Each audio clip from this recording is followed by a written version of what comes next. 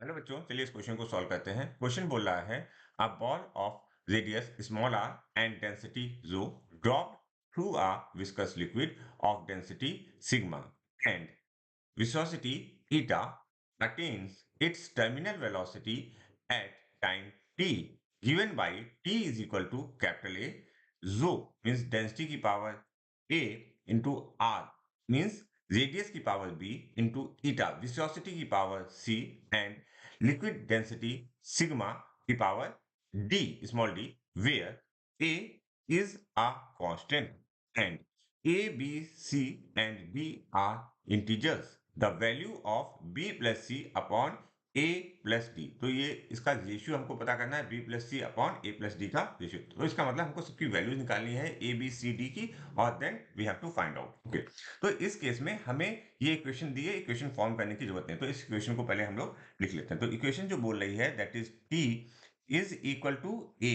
A जो है वो हमारा एक कांस्टेंट है इनटू डेंसिटी की पावर a इंटू आर की पावर b इंटू ईटा की पावर c इंटू सिग्मा की पावर d। अगेन अब हम क्या करेंगे इस क्वेश्चन को करने के लिए सबसे पहले हमको इनकी डायमेंशंस लिख लेनी है, ठीक है। और डायमेंशंस को जब हम लिखेंगे, देखिए ये जो t है that is for the time. तो यहाँ पर हमने जो डायमेंशन लिखी दैट इज, या तो हम t लिख लें या हम लिख लें m की पावर 0 l की power 0 into T.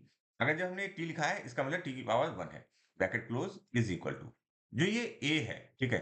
a is a constant, तो ये इसे हम कहते हैं डायमेंशनल लेस कांस्टेंट, तो इसकी डायमेंशन कुछ नहीं लिखी जाएगी। अब हम आते हैं डेंसिटी पर, और डेंसिटी क्या होता है? Mass upon volume. तो मास अपॉन वॉल्यूम के टर्म में हम क्या लिखेंगे? इसको लिखेंगे m l की पावर -3 t की power 0 complete power a। Okay, अब ये r है। r मतलब रेडियस, रेडियस मतलब लेंथ ओनली। तो आप यहाँ पर m की पावर 0 ध्यान से देखते जाओ, m की पावर 0, l की पावर 1, t की पावर 0, कंप्लीट की power b।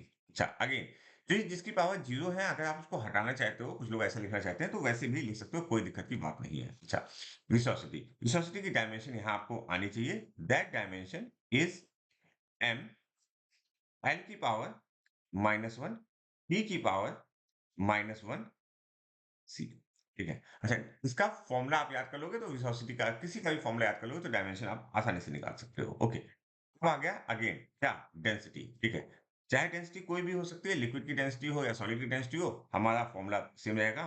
That is m l की पावर -3 t की पावर 0 और इसकी जो कंप्लीट पावर है दैट इज d। क्लियर हो गई बात? अच्छा, अब हम क्या करेंगे? एक्चुअली में अब हम करने वाले जो है उसको समझ लेते हैं पहले, कि हम सबके पावर्स को अलग करेंगे। जैसे m की पावर अलग कर लेंगे, l की पावर अलग कर लेंगे और t की पावर अलग कर लेंगे, और फिर उनकी पावर्स को कंपेयर करेंगे। तो देखिए यहाँ पर हमने करके रखा हुआ है, ये जो अभी हमने जो लाइन लिखी वो ये लाइन लिखी हुई है। अब हम ग्रुपिंग कर रहे हैं, एक्चुअली में ग्रुपिंग किसकी कर रहे हैं? कैपिटल M, कैपिटल L और कैपिटल T। तो इस साइड पर अगर हम अपने लेफ्ट हैंड साइड जाएँ तो कोई ग्रुपिंग की जरूरत नहीं, क्योंकि हमारे पास एक ही टर्म है, तो इसलिए हमने एक टर्म रख दिया। यहाँ पर जब हमने ग्रुपिंग की तो देखिए यहाँ पर m की पावर a आ रहा है और m की पावर c आ रहा है और m की पावर d आ रहा है। तो हमने capital M a plus c plus d लिखा, ठीक है। इसी तरह से l के केस में क्या आ रहा है? l के केस में -3a आ रहा है, b आ रहा है, -c आ रहा है और -3d आ रहा है। तो एक्चुअली में l के केस में बहुत ज्यादा टर्म्स आ रहे हैं, तो ध्यान से लिखने की जरूरत है।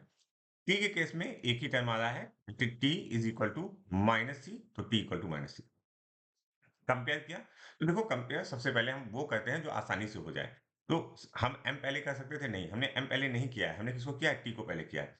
तो अगर हम कंपेयर करेंगे, ये वैल्यू 1 आ रही है और ये वैल्यू आ रही है -c, तो -c equal to 1, -c equal to 1, तो हमारे पास एक आंसर आ गया कि c की वैल्यू क्या होगी?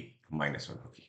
ये हो गई बात। अच्छा, अब हमने क्या किया? हमने m के जो पावर्स को कंपेयर करके लिखा था वो वैल्यू लिखी a plus c plus d equal to 0, क्योंकि यहाँ पर m की पावर क्या थी?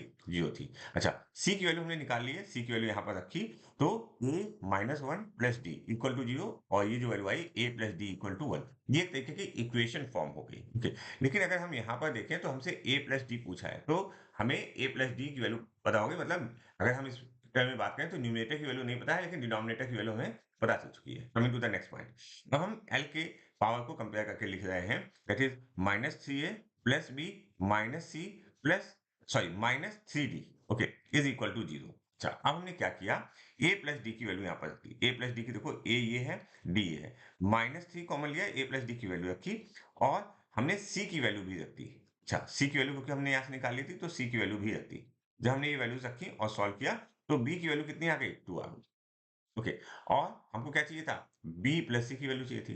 तो b plus c is equal to b की वैल्यू 2 हुई, c की वैल्यू -1 थी, तो ये वैल्यू आई 1। और a प्लस d की वैल्यू आपने यहाँ से निकाल ली थी ये।